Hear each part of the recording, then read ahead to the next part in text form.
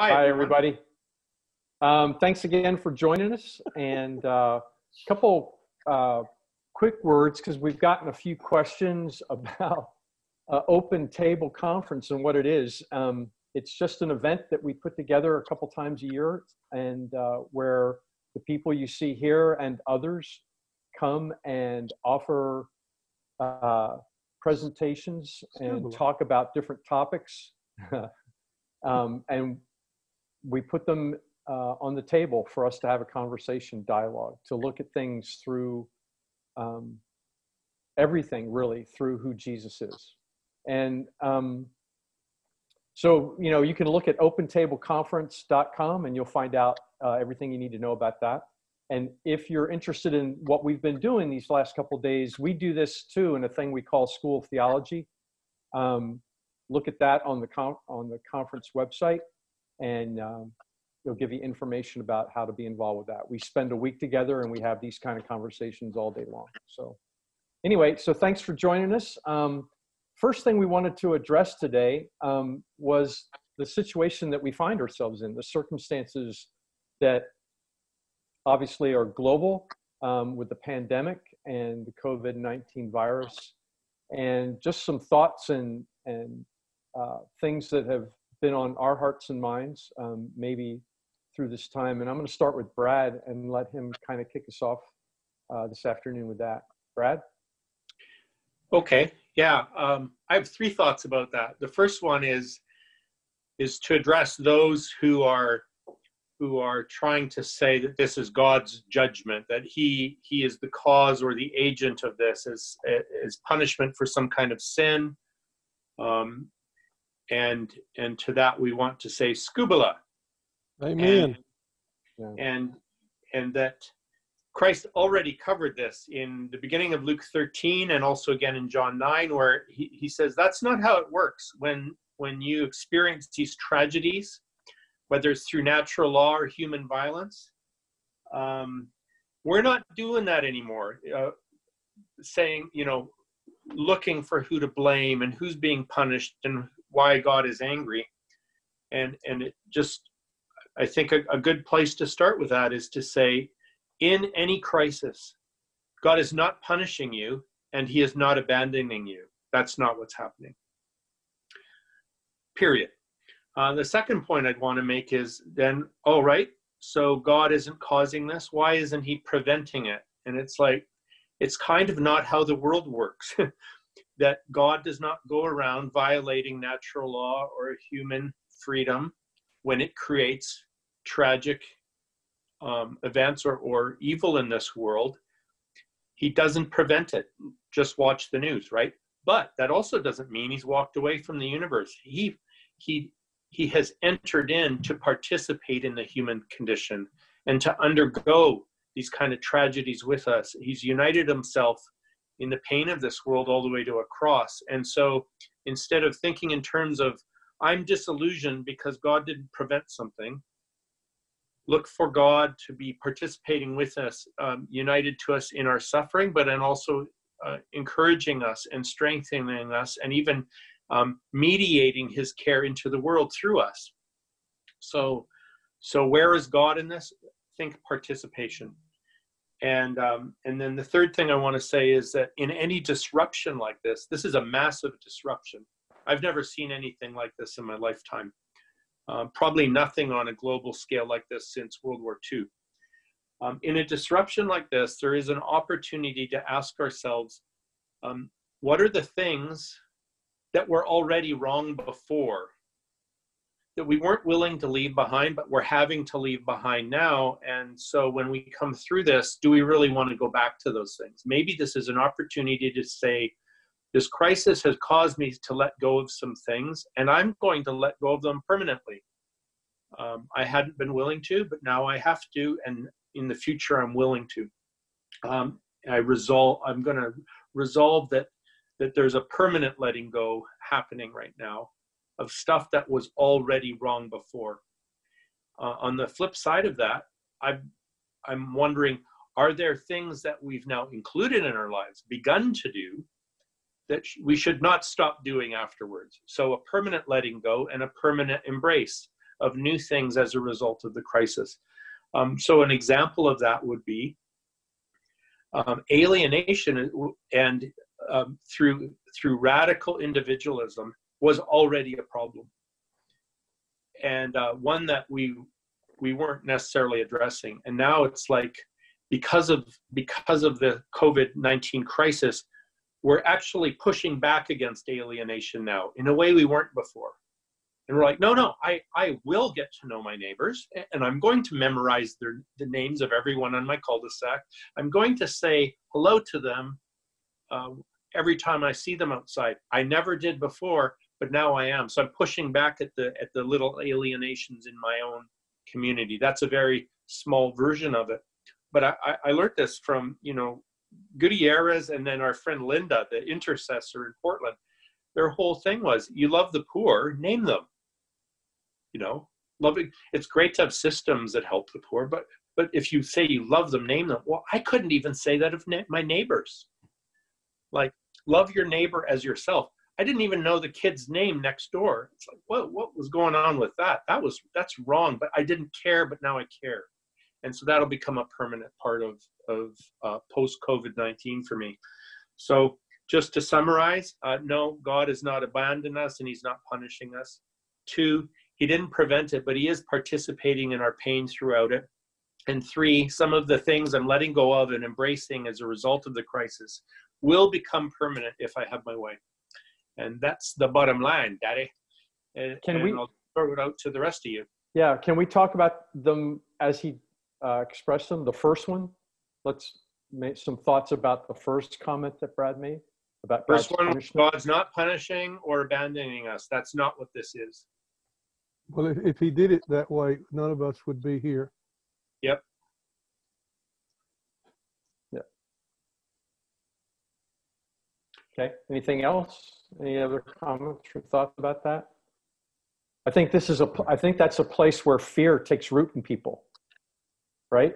And the fear comes because they already have shame and guilt, so they think they deserve to be punished.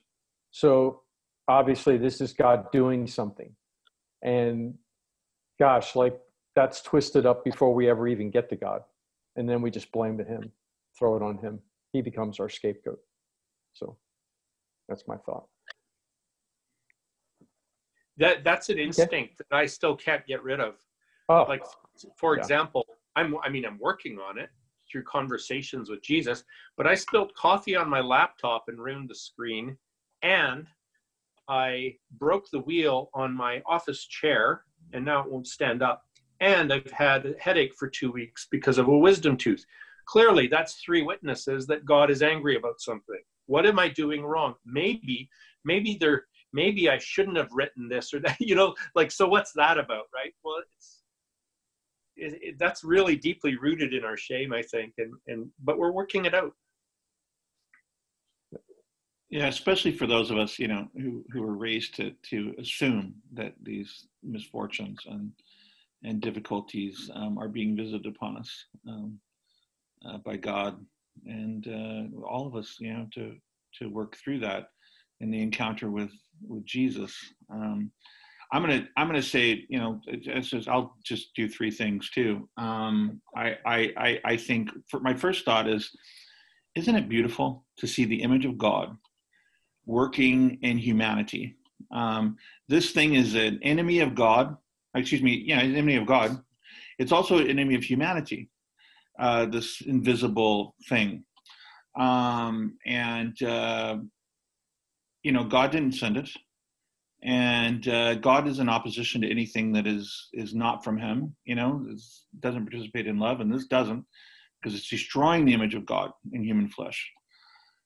That's so important to just as a baseline to understand what's happening. And then, but to see whole societies who we have not put our elders first, we have not put the vulnerable first, to choose voluntarily at great sacrifice to put the elderly first and to put the vulnerable first. This is, we need to be rejoicing in the amount of human goodness, created goodness that is on display in this, even though there are people who, who care more about their pocketbook and want, this thing or that thing to get going again and so forth. I want to focus on, look at this beauty. That's wonderful. Second, in a culture and many societies that don't take Sabbath, and we haven't appreciated the fact that God rests after creating the world, and that God in human flesh rests. Jesus, we think you have to be productive 24/7. We think we have to be scheduled 24/7. We think we have to prove our existence. We have to, and all of these motivations that we have, and we don't keep Sabbath. And now this circumstance, which doesn't come from God, but in which God is providing an opportunity. This is what Brad was saying. Circumstances come from God, but there's an opportunity now to learn to rest, to learn to be still, to learn that it's okay not to be productive 24/7, to learn that, how about if we just close these 24/7? Why do we need 24/7 stores with lights on all the time? I mean, just that one thing, if we stop doing that, we went, when this thing is over, which it will be over, when this thing is over, if we could emerge from it, not having to go to the store at 3 o'clock in the morning or 2 o'clock in the morning, at 10 o'clock at night or whatever. And maybe it would be a good idea on Sundays just to say everything's closed. Think about the impact on the earth that would have if we just didn't use all that energy and we were in better and more sustainable relationship with the planet, just in that one way. Third, this thing, which is a darkness, is coming. It's supposed to be, if these experts are right, and God, I hope they aren't right. And I'm always a little skeptical with expertise. But if we're headed toward 2 weeks of difficulty, apexing at Passover, apexing at Good Friday and Holy Saturday, that's what they're telling us, is when we're really going to start feeling pain. No one is going to forget Holy 2020. I welcome the opportunity, because we always go from Palm Sunday and the triumph of Palm Sunday to the glory of Easter, and very few of us really enter contemplatively into Good Friday or into Holy Saturday, and we are quite literally entering into, whether liturgically or not, we are going to be corporately entering into a Good Friday and Holy Saturday if these experts are right. And we can also do that, of course, as worshiping communities, but it's really going to be on top of all of us, and something that we're going through together. And I'm trying to prepare my people for there's anticipation of grief at this point, but if 240,000 people die, there's going to be some grief to go around. So, yeah, I could say some more about all that, but I've been talking too long. No, thanks, You're on Kenneth. fire. So good. So part of it is that it has stopped us long enough to realize what we've been taking for granted. I think that's one of the gifts of this whole time. And, all of a sudden, two funny things have happened. One, everybody was bad-mouthing technology, which is now kind of the way that we connect in so many respects. And it's turned out to be really a gift. And then on the other side, we so miss the contact and the relationships that I don't think we're going to easily go back to taking them for granted the way that we did. And I think that's a gift. Somebody asked on the Ask, Shelley did, and she said, what do you say about, the statement, well, God is in control, right? That is made so often. And she would, here's a hard thing like COVID-19. So how would you respond when somebody says, well, God is in control? And my problem with that statement is it sounds like fatalistic determinism, not relationship. So anybody else have a response to that? God doesn't do control, but he does care. It's different to say God is in charge than God is in control. Yeah. And that God is a redeeming genius Mm-hmm. Yeah. who does not control, but is involved in everything to turn it for good. Yeah. I'd piggyback on the first part of the conversation just to make 2 points. Not 3, huh? Not 3. First is to quote Paul Young. One of the things that I've learned most from you, I've learned a lot, but one of the things that I'm learning is stay inside the grace of one day. Don't future trip and project. And so I've combined that with one of my little theological statements, that the recognition of the sacred presence, not absence, the recognition of the sacred presence of the Father, Son, and Spirit in every person, moment, and event is the beginning of wisdom, or the beginning of seeing the light of life. So put those two together. Stay inside the grace of one day, don't future trip. And while you're in the grace of one day, focus on seeing the presence of the Father, Son, and Spirit everywhere around you, because this cosmos is a vast burning bush, to quote Callisto Swear, full alive with the glory of the Father, Son, and Spirit. So it helps me when I encounter that, especially when I see them in places I don't expect, and in acts of kindness, or in people's smiles, or just in things that happen. Okay, that jerks me out of my fear, and here we have an opportunity to respond to what we're encountering. It's awesome. Thanks, The burning bush is, and the staying inside the grace of the day, learning how to respond to the real world that is actually right in front of you, rather than trying to figure out if you've got grace for imaginations that don't exist. Yeah. I mean, it is such a huge thing for me. And so thank you for that too. We all do it. Paul, you talked about the gifts of this. One of the gifts I see of this time is basically what I was talking about yesterday, is that it puts us in touch with our frailty and our weakness and our common humanity, and that we're all connected, and that this is no respecter of persons. It kind of levels the playing field, just like the presence of God does. And it also puts us in touch with when we put our power together. So it's both our weakness and our power. When we use it together, we can accomplish great things. We really need everyone to get your book, Katie. I mean, it's so good on this stuff. What's it called again? Paradox Lost? Paradox Lost. Paradox Lost. If you don't, I mean, I've just not seen anything like it. And to be able to embrace the shadow side, even of creation in this sense, you know, this is a mutation. And yet to see silver linings is redemptive. And I feel like your book would help. So Paradox Lost by Katie Skurja, get the book. We just had someone return it to us yesterday who loved it. I'm like, why are you returning it? That's a keeper. So yeah, I love what Katie said. Go ahead, Katie. Oh, go ahead.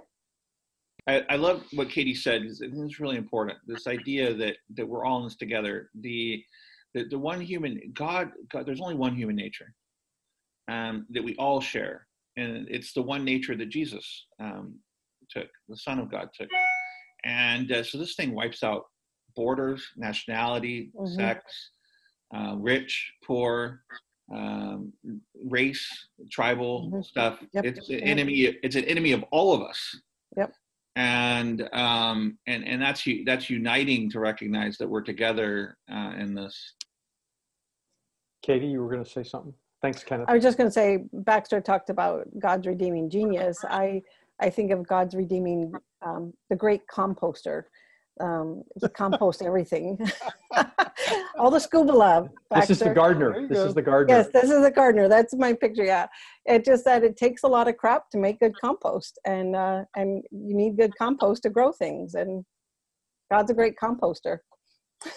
Wow. A couple things too. It kind of brings us, in my mind, full circle to where we began on Monday. If people look at this, and because I've read and we all have heard people talking about this crisis as an act of God, God's in control, he's the one doing this, or he's punishing. It brings us back to what is it in the nature of God that would require him to have to punish us in this way? And we've already said nothing. This means, if that's true of God, then there's darkness in God, and he's light. There is no darkness. And so we have to rethink even the way we read some of, particularly the Old Testament stories that sound to us like God is doing this. I think that's where people get tripped up, particularly in the religious dimension of this conversation. I want to segue a little bit because of time to we've gotten several, and actually I think it fits, particularly with what Baxter was just saying, and this is the subject of union and the idea of theosis. And Baxter, I'm going to pitch this to you in a second to maybe explain that word to people. Because I hear often, and it's true, that we are connected because we all bear the image of God. The image of God is Jesus. It's the incarnation that connects us. It's not the incarnation isn't an invitation to be connected. It is the connection. Yeah. And it will forever last, right? It's not going anywhere. And so the invitation is to participate in the connection through times of goodness or times of crisis. And that to me is part of the beauty of union. So Baxter, can I throw to you the idea of theosis? And before you start, I'm going to read a sentence by T.F. Torrance. Just a sentence. So the Greek fathers used to speak of that experience as theosis, which does not mean divinization as is so often supposed, but refers to the utterly staggering act of God in which he gives himself to us and adopts us into the communion of his divine life and love through Jesus Christ and in his one Spirit. Okay. Well, you read it. There you have it. I want to make a couple of quick comments. First, we've got to also, when we talk about the incarnation of Jesus as being the new covenant or the relationship or the point of union, that existed in creation. He already had a union with us. So he's coming to establish that union in the incarnation with us inside our delusion so that we can begin to see what's real. Then you shift over to talk about theosis, and what Torrance is saying is the better way to look at it. It does not mean that I become God. It means I participate in the divine life. And already, there's been a resurgence in the last 10 years or so, and at least people talking about union. And there's several mistakes that you can avoid right off the top. One is, I'm not passive. I don't become Jesus. Just like Jesus is not the Father, and the Father is not the Holy Spirit, but they are one. They have a relationship in which personhood is guarded, and they know how to have oneness without loss of personhood or without enmeshment. So you hear people talking about union, but basically it's like the old illustration of that we are a glove and God is the hand. It's much more personal than that. It's much more real than that. We are participants in the Trinitarian life of God. I mean, it's mind-boggling to think that has been the dream of the triune God from all eternity. And they will never turn their backs on that dream through forever and ever and ever, however long this process may take. That union does not mean absorption. It's just like in a proper marriage. You don't have one who is dominant and the other is subservient. It's a relationship, but no one disappears. And so part of the meaning of perichoresis is that it's that God makes room. The Father, Son, and Spirit make room for one another. They defer, they make room, and so they've made room for us inside their life. So I'm not an extension of God, I'm a participant. That's a very important distinction.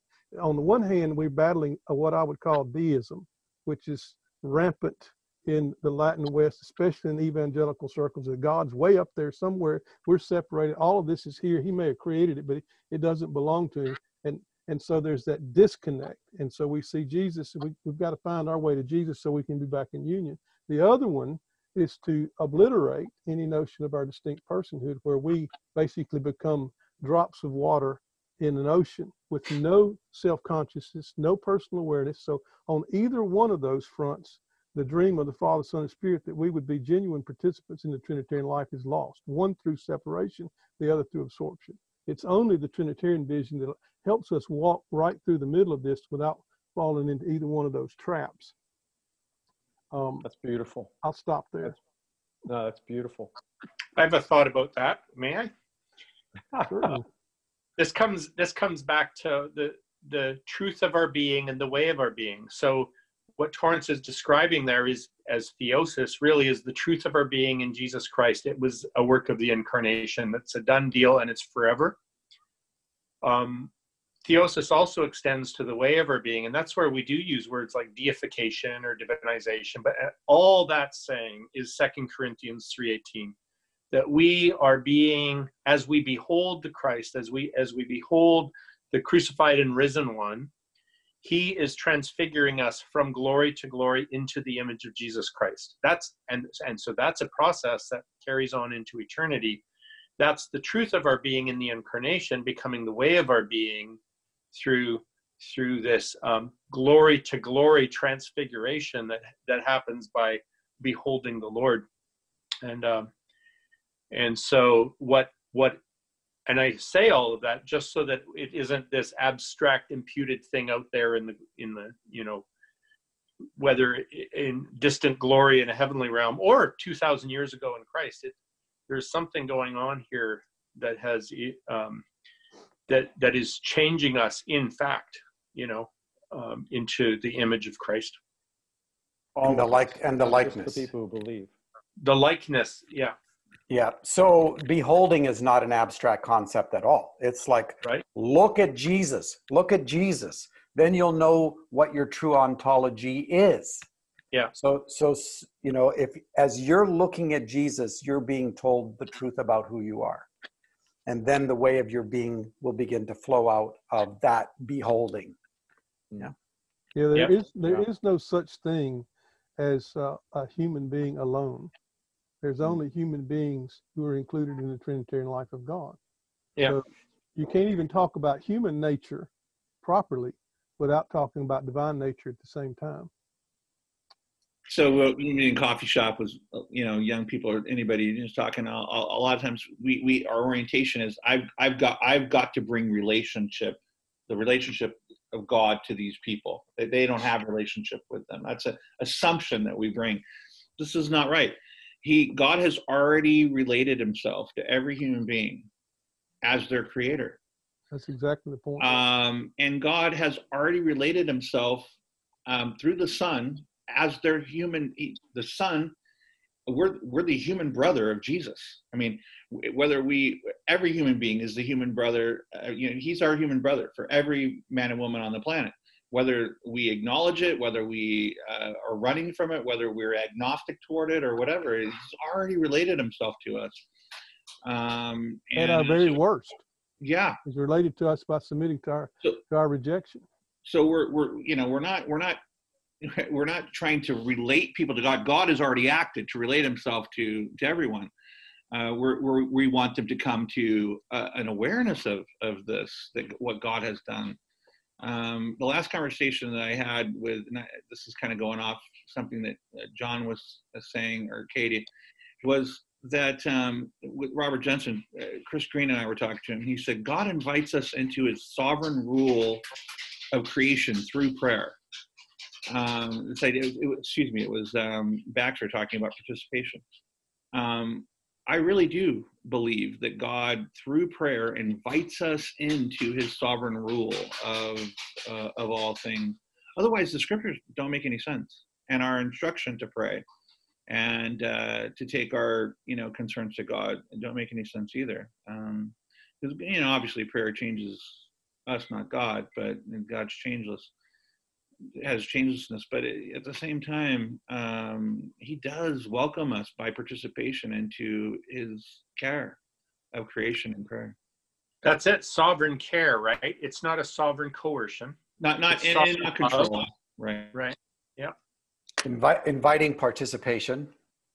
Yeah. Right. This is where the enigma of a God who submits by nature is overwhelming. That a God who has a high view of humanity submits to it. That's the cross. Yeah. Yeah. And our wrath poured out. Before I forget, John, folks want to know where they can see this or watch it later live, if it's possible, because it's recorded. At Open Table Conference Facebook page. And then later, even later, probably next week, they'll be up on YouTube. You can watch the recording. Look at You won't be John able to- going flat belly tech guy. No, I've got some flat belly tech guys helping me with this. In his skinny jeans. Oh, In geez. his new white loafers. The And first his- time somebody and was his asking, toupee.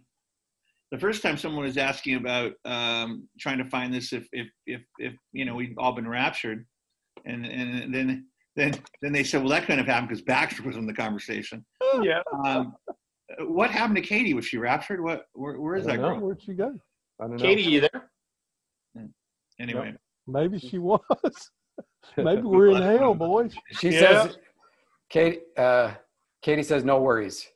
all right. Her laptop froze up. Okay. We're in purgatory, trapped with the Caliban. Here's something.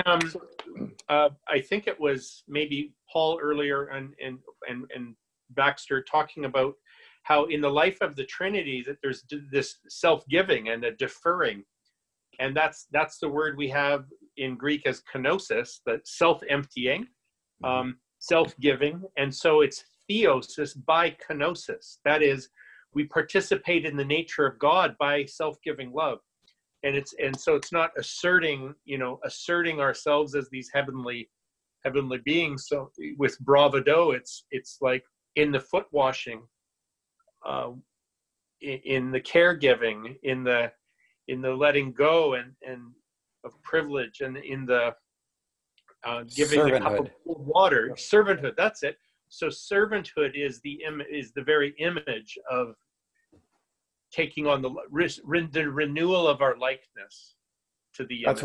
That's would be why the greatest is the least, because that's the direction that theosis takes you, is into submission and other serving love. Yeah. Yeah. I love that old song by Keith Green. I don't know if people love Keith Green. I love Keith Green. Is make my life a prayer to you. Make my entire my thoughts, my actions, and everything is a prayer. It's not just sitting down and having a conversation with God. You could make that's what the apostle means by pray without ceasing. Is that everything, asking God for participation in Him, so much so that everything is everything is a prayer, and that this would be, I think, also what it means for theosis to be occurring. I don't know what you think, Baxter. That'd be your area. Can I interject something here? I think that it's really important to understand or to wrestle with this idea of the direction of theosis, of what it means if we're being transfigured to be like them, that this points downward, so to speak. It points to bending our knees and washing people's feet. Because if I understand this, it frees me to live life without an agenda. It frees me to see other people as the same as me, as equals. And instead of emphasizing our differences or trying to create categories for each other, we easily fall into, of course, we're all one human nature. Of course, we're all included, because this is the truth of our being in the Father, Son, and Spirit. So I think it's really, really crucial for us to help encourage people and to work with people, even in our own lives, as we wrestle through what does this mean and what does it look like. That's all I wanted to say. It's good.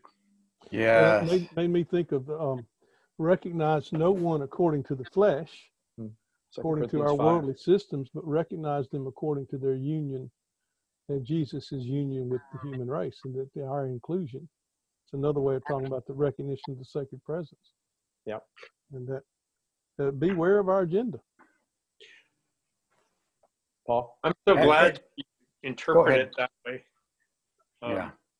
because there's those who take that verse, I know no longer regard Christ according to the flesh, and they think that means we don't think about his humanity anymore. Yeah. It's like, no, we don't regard his death on a cross through the worldly lens that says this is a defeat and a humiliation. We look at it through the divine lens that recognizes the victory in it, and just, again, the embrace of how Christ embraced our humanity and then lifts all humanity up with him through union. It's glorious.